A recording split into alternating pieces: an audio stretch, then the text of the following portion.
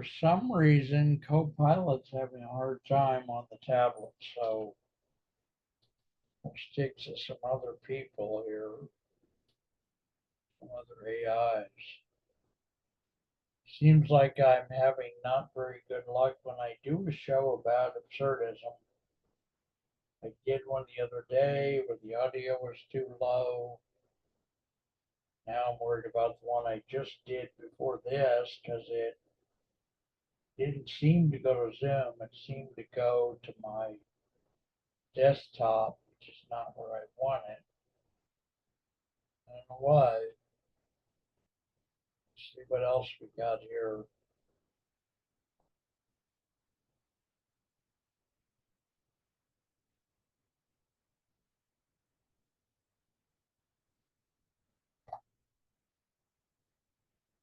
Hello, Chat G. How are you? Hey there, I'm doing great. Thanks for asking. How about you? How's everything going on your end? Oh, it's going okay. It's good to hear your voice. I get lonely in here. Uh, I'm really I want to interview you tonight about the history of dementia. When do we think human beings first perceived that there was something that they later called dementia? That's a really fascinating topic. The awareness of dementia-like symptoms goes way back in history. Ancient civilizations like the Greeks and Romans definitely described symptoms of cognitive decline, but they didn't have the modern concept of dementia. It really evolved over centuries, especially in the 19th and 20th centuries as medical science advanced. So we can definitely dive deeper into that. So,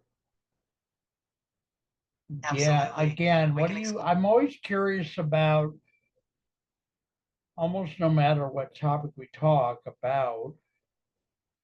I'm usually curious about that exact moment in the history of humans when something new gets discovered or something that was there gets discovered. When do you think there was that moment for dementia? That's such an intriguing question. In a sense, the awareness of dementia probably emerged gradually. For instance, in ancient Greece, Hippocrates and later Galen described symptoms that we now associate with cognitive decline, but they often linked it to aging or imbalances in the body. It was really in the late 19th century with Alois Alzheimer's work that we began to identify it as a distinct condition. So it's definitely a fascinating evolution over time. Now, tell me about this person whose last name is Alzheimer. What's their first name?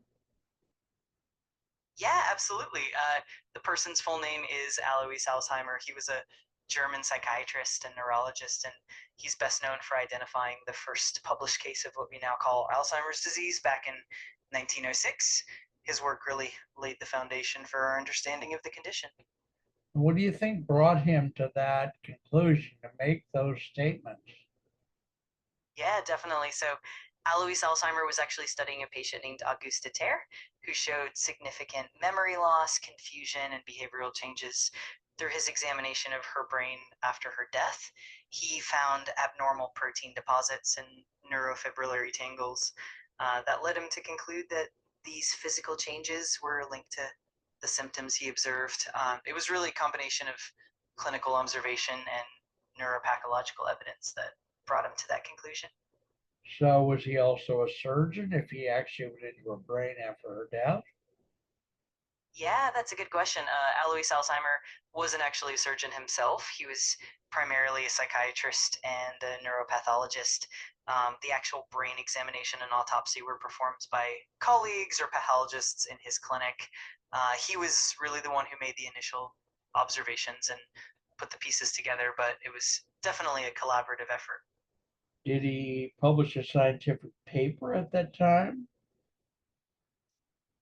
Yes, absolutely. Alois Alzheimer did publish his findings in 1907. He presented his case study at a medical conference, and then in 1908, he co-authored a paper with his colleague Dr. Franz Nissel. That paper really laid the groundwork for the identification of Alzheimer's disease as a distinct condition. It was a pretty big milestone in the field. So what was the name of the conference he presented at in 1907? He presented his findings at the 37th Congress of Southwest German Psychiatrists, which took place in Tübingen, Germany. That conference was where he really introduced the case of Auguste Terre and shared his observations on the disease. So it was a pretty significant event in the history of neurology. And then the next year, he published a paper. Exactly. That paper came out in 1908 and it really helped solidify the condition's name and understanding. It was definitely a pivotal moment for the field and for medical science in general. And when, where, what journal published that paper? The paper was actually published in the journal called Alzheimer's Archive for Psychiatry and Nervenkrankheiten, which translates to Alzheimer's Archives of Psychiatry and Nervous Diseases.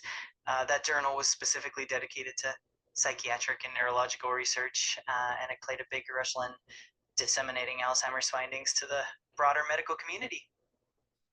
So even though Alzheimer's was just beginning, the publication was already called Alzheimer's itself.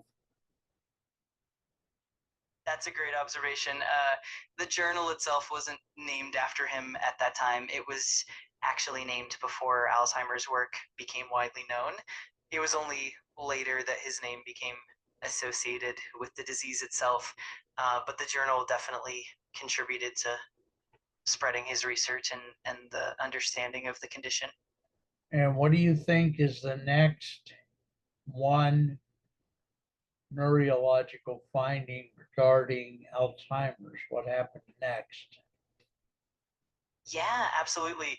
After Alzheimer's initial discovery, a lot of advancements followed. For instance, in the mid 20th century, researchers began identifying the role of amyloid plaques and tau tangles in the brain.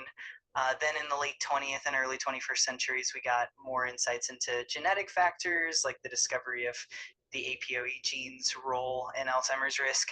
And more recently, there's been a big push into developing biomarkers and new treatments. So it's definitely an evolving field, and there's always something new on the horizon. Can Alzheimer's be measured in a person? Yes, absolutely. These days we have several ways to measure and diagnose Alzheimer's. Clinically, it often starts with cognitive assessments and medical history. Then we can use brain imaging techniques like PET scans to look for amyloid plaques or tau tangles. There are also cerebrospinal fluid tests that can measure specific biomarkers, and now even a blood tests that are being developed and validated. So it's definitely become more measurable and more precise over time. Now, do you think a person would start with a genealogist in order to, or gerontologist in order to learn about cognitive decline, or what?